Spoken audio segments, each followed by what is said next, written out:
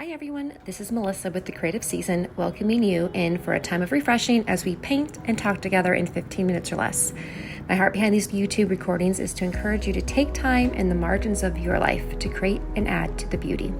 We all lead full, busy lives, but it doesn't have to take long to create a small, lovely painting, which you can turn into a gift or something to put on your bedside, add to your journal or devotional. When I saw the theme and read the illustration for today's devotional from Streams in the Desert, I knew I had to paint sunflowers.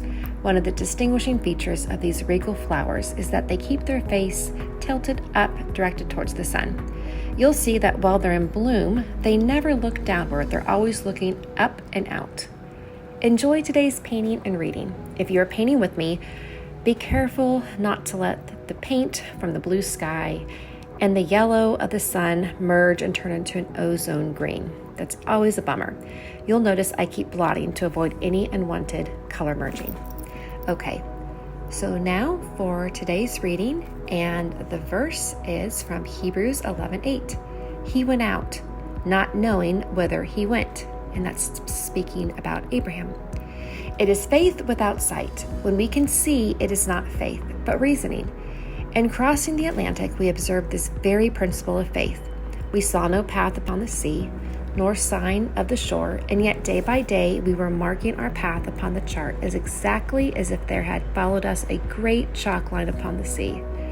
And when we came within 20 miles of land, we knew where we were as exactly as if we had seen it all 3,000 miles ahead. How had we measured and marked our course?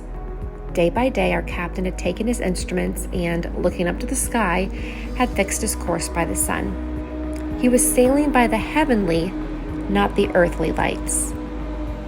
So faith looks up and sails on by God's great sun, not seeing one shoreline or earthly lighthouse or path upon the way. Often its steps seem to lead into utter uncertainty and even darkness and disaster, but he opens the way and often makes such midnight hours the very gates of old. Let us go forth this day, not knowing, but trusting. And that's from Days of Heaven Upon Earth. And this next section was written by Lettie. Too many of us want to see our way through before starting new enterprises. If we could and did, from whence would come the development of our Christian graces? Faith, hope, and love cannot be plucked from trees like ripe apples. After the words "in the beginning" comes the word God.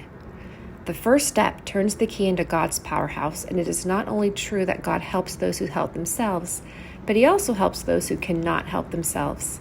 You can depend upon him every time. Waiting on God brings us to our journey's end quicker than our feet. The opportunity is often lost by deliberation.